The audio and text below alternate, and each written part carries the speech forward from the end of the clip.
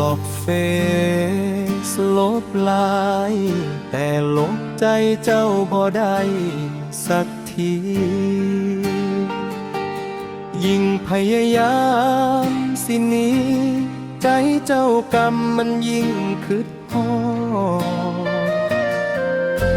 ดบดหน้าจอได้อยู่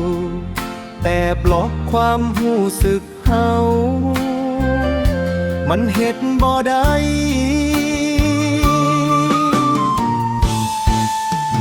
เจ็บจนใจสิขาดยามเห็นเจ้าไปกอดกับเขา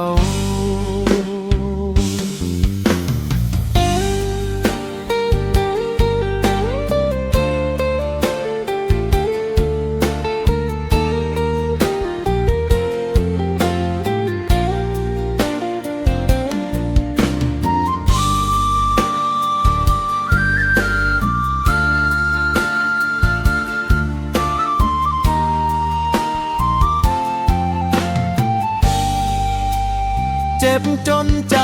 สิขาดยามเห็นเจ้าไป